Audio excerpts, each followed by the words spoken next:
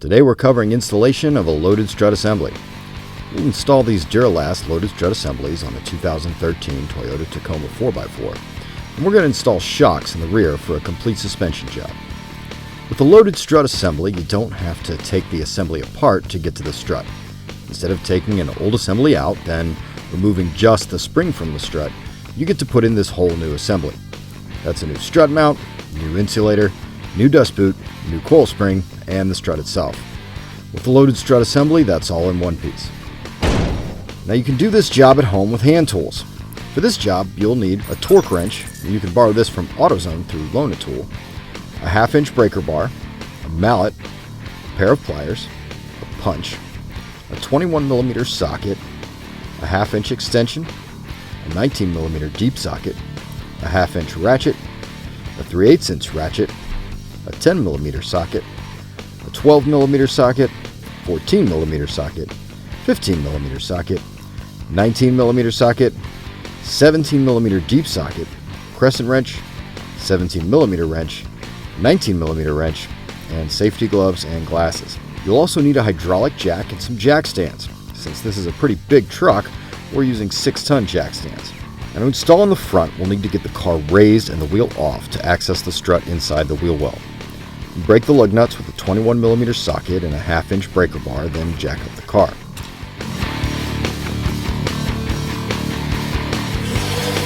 Slide a jack stand to a secure part of the frame and lower the car onto it.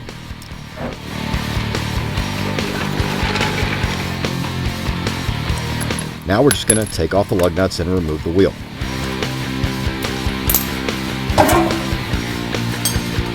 Use a 10mm socket to remove the bracket holding the wheel speed sensor so the line is slack.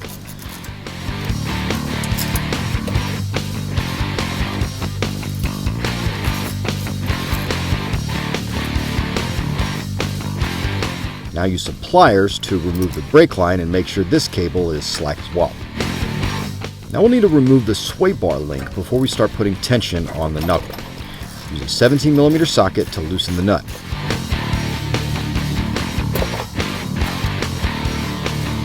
You'll also want to disconnect the sway bar bushing bracket off to the side to allow more space to pull out the strut assembly.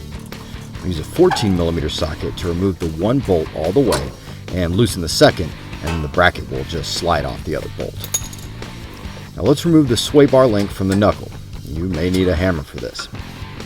Use a 14mm socket to loosen and remove the 3 top strut nuts from the strut mount.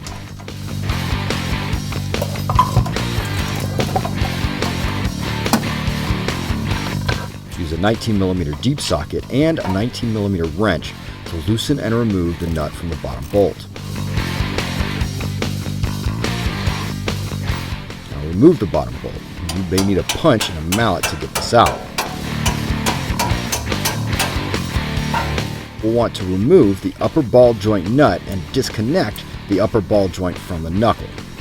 This is a slotted nut with a clip, so you'll use pliers to remove the clip. Then loosen and remove the upper ball joint nut with a 19mm socket. The joint probably won't disconnect immediately, and we'll need some encouragement from a mallet. Hit the spindle a few times and the joint should disconnect.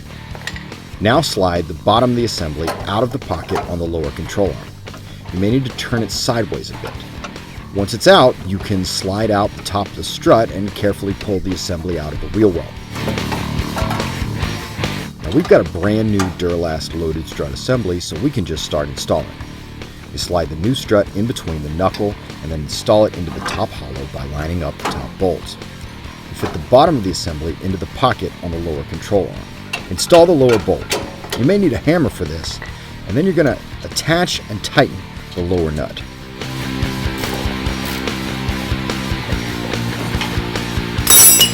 Now just install and tighten the top nuts.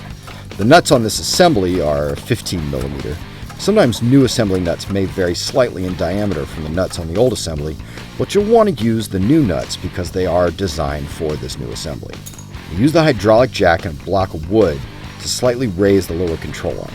This will relieve some of that tension on the knuckle and make it easier to reassemble the upper ball joint nut.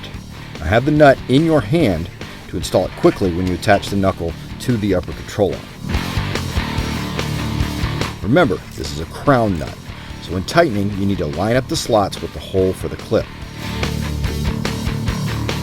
Once you've got that, just reinstall the clip.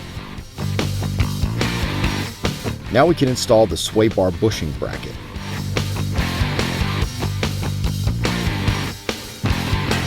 Now we can install the sway bar link.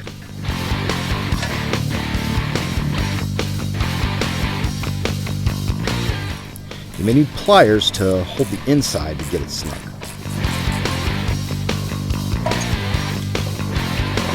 Now you're free to lower the jack and allow tension back onto the knuckle. Install the brake line bracket, and there's an alignment hole for the bolt here. Install the bolt and reconnect the wheel speed sensor.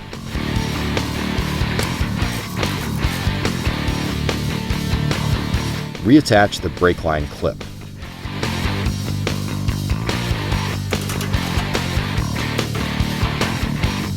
Now you can put the wheel back on. Snug tight the lug nuts. Lower the car until the wheel is touching, then tighten the nuts in a star pattern before lowering completely. Now you just repeat all this on the other side and you'll be ready to move to the rear.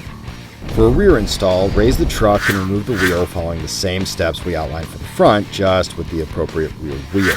Stabilize the stud at the top of the shock with a crescent wrench and brake, then loosen and remove the top nut with a 14mm wrench.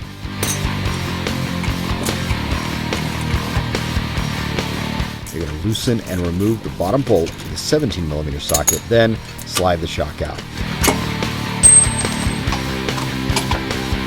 Now this shock has directional pieces that need to be stacked exactly before the install. First, put on the directional washer facing up.